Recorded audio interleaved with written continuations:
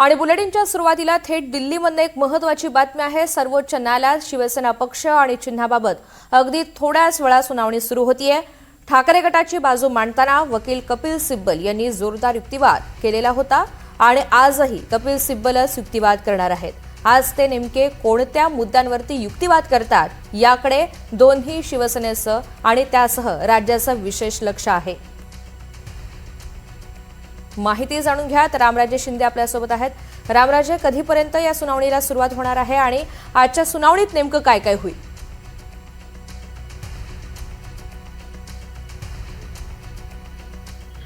थोड्याच वेळामध्ये सुनावणी सुरू होऊ शकते, कारण दररोज म्हणजे की मंगळवार ते गुरुवार या 3 दिवसामध्ये दुपारी 2 ते 4 वाजेपर्यंत घटनापीठाच्या समोर हा युक्तिवाद असतो आणि म्हणूनच आज पण 2 वाजता ही सुनावणी सुरू होण्याची शक्यता आहे।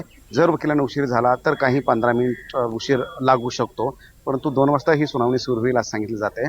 आणि कपिल सिब्बल हेच आज पण सुनावणी करणार आहेत, युक्तिवाद करणार आहेत। आणि मागील वेळेस कपिल सिब्बल यांनी अनेक मुद्दे मांडले होते, त्यामध्ये विशेष करून निवडणूक आयोगाची भूमिका कशी चुकीची आहे आणि त्याचबरोबर की एकनाथ शिंदे यांना जे पक्ष आणि चिन्ह देणं निर्णय घेतला होता तो कशा पद्धतीनं चुकीचा होता, असे अनेक मुद्दे जे आहेत ते कपिल सिब्बल यांनी मांडले होते।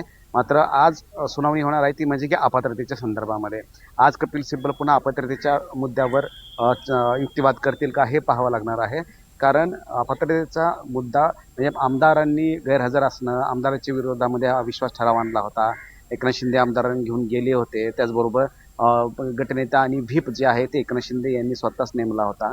तर या सगळ्याच गोष्टींना ऑब्जेक्शन घेतलेलं आहे। त्याचबरोबर विधानसभा अध्यक्षांची भूमिका जी होती ना ती योग्य नव्हती, ती तटस्थ नव्हती, अशा प्रकारचा सुद्धा आरोप करण्यात आलेला आहे। आणि या संदर्भामध्येच विधिमंडळातलं कामकाज, एकनाथ शिंदे यांची भूमिका, उद्धव ठाकरे यांची भूमिका आणि अपात्रता यावरच आज सुनावणी होणार आहे। निश्चित रामराजे, आणखी एक महत्त्वाचा आतापर्यंत उद्धव ठाकरे यांच्या पक्षाकडूनच सुरू असलेला हा युक्तिवाद आपण पाहतोय। नेमका दुसऱ्या पक्षाकडून म्हणजेच शिंदेंच्या शिवसेनेच्या वतीनं युक्तिवादाला कधीपर्यंत सुरुवात होईल, तो निर्णायक टप्प्यांपर्यंत पोहोचण्यासाठी किती कालावधी लागणार आहे?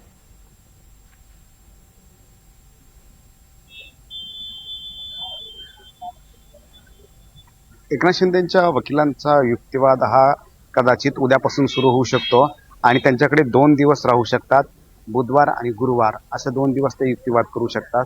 परंतु कोणकोणते मुद्दे मांडणार एकनाथ शिंदे ते पाहावं लागणार आहे, कारण कपिल सिब्बल यांनी जे मुद्दे मांडले आहेत त्यांना काउंटर करावं लागणार आहे की एकनाथ शिंदे यांची बाजू कशी खरी होती, पक्ष हा कसा एकनाथ शिंदेच्या बाजूने होता, किंवा संघटन कसं एकनाथ शिंदे यांच्या बाजूने होतं, त्याचबरोबर आमदार आणि खासदार एकनाथ शिंदे यांच्या बाजूने कसे होते, हे संपूर्ण घटनाक्रम जो आहे तो समजावून सांगावा लागणार आहे।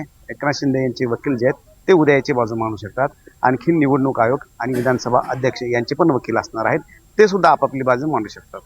निश्चित रामराजे, धन्यवाद सविस्तर माहितीसाठी।